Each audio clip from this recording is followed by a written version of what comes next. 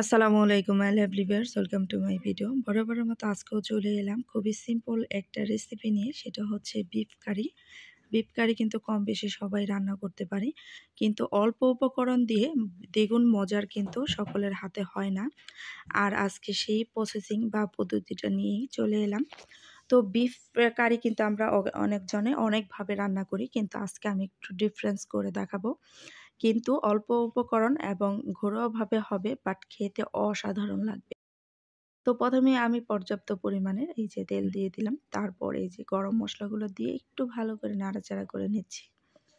তারপর পেঁয়াজ কুচি দিয়ে দিচ্ছি আমি এখানে ১.৫ কাপের মতো। তো গরুর মাংসতে একটু পেঁয়াজ বেশি লাগে, তো সেই পরিমাণ অনুযায়ী আপনারা পেঁয়াজগুলা দিয়ে নেবেন। তো আমি এই পেঁয়াজগুলোকে ভালো করে একটু ভেজে নেব।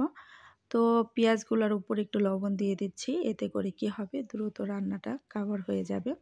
তার মানে হচ্ছে পেঁয়াজগুলো মজে যাবে। তো পেঁয়াজটাকে দিয়ে এই লবণ দিয়ে একসাথে আরও একটু ভালো করে মিক্স করে দিচ্ছি। তো এই যে দেখুন, কয় মিনিট পরে ফিরে এলাম, পেঁয়াজটা অনেকটাই মজে এসেছে আর মাশাআল্লাহ একটু ভাজা হয়ে গেছে। এই পর্যায়ে মাংসগুলো ঝরিয়ে রেখেছিলাম, সেই মাংসগুলো এখন দিয়ে দেব। এই তেলের মধ্যে মাংস দিয়ে আমি কয়েক মিনিটের জন্য ভেজে নেব। এতে করে কি হবে, খাবারের টেস্টটা অনেক মজা হবে। আর অল্প উপকরণ দেওয়াতেও কোনো সমস্যা হবে না, বেশি টেস্ট পাবেন। এভাবে যদি একবার রান্না করে খেয়ে দেখেন তাহলে বুঝতে পারবেন যে কতটা টেস্ট হয়। মাংসটা যতক্ষণ পর্যন্ত কালার চেঞ্জ না হয়ে আসবে ততক্ষণ পর্যন্ত আমি একটু তেলে ভেজে নেব। তো সবাইকে রিকোয়েস্ট করব এভাবে একবার খেয়ে দেখুন। মাত্র ৪ থেকে ৫-৬টা উপকরণ দিয়ে এত মজার যে বিফ কারি হয়, তা আপনি নিজে না খেলে বুঝতেই পারবেন না। অবশ্যই বাসায় একবার হলে ট্রাই করে দেখবেন। তো মাংসের কালারটা কিন্তু অনেকটাই চেঞ্জ হয়ে গেছে। এই পর্যায়ে আমি এক এক করে সব উপকরণগুলো দিয়ে দেব। তো প্রথমে আমি এখানে দিয়ে দিচ্ছি লাল মরিচের গুঁড়ো পাউডার। তবে স্পাইসিটা আপনাদের পছন্দ অনুযায়ী দেওয়ার চেষ্টা করবেন। আর সাথে আমি এখানে দিয়ে দিচ্ছি জিরা পাউডার ১ চামচের মতো দিয়েছি। আর সাথে আরও দিয়ে দিব ধনিয়ার গুঁড়া। আর সিম্পলি এই সব উপকরণ ঘরের মধ্যে সবারই থাকে অ্যাভেলেবেল। তো এগুলা দিয়েই আজকে আমি রান্নাটা করব, কোনো আদার্স কোনো মশলা ইউজ করব না। তো সাথে আমি এখানে আদা রসুন পেস্ট দিয়ে দিলাম টেবিল চামচের ১.৫ চামচের মতো। তো এগুলা দিয়ে একটু ভালো করে নাড়াচাড়া করে নিচ্ছি।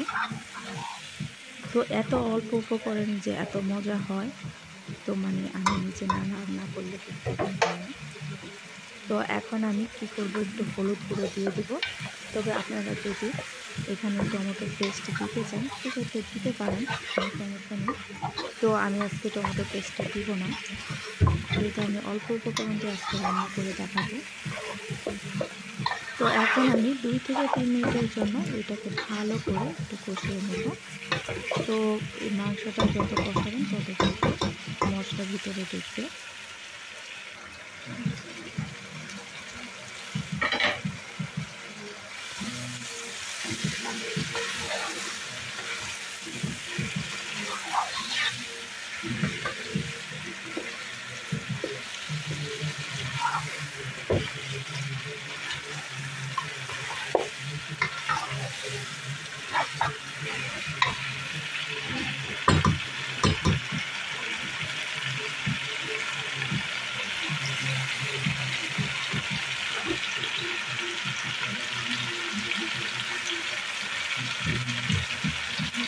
তো ভালো করে আমি কষিয়ে নিয়েছি। তো তেল ভেসে উঠেছে। এই পর্যায়ে আমি পর্যাপ্ত পরিমাণ পানি অ্যাড করে দেব। আপনারা কেমন পরিমাণের ঝোল খেতে পছন্দ করেন ঠিক তেমনটাই পানি অ্যাড করবেন।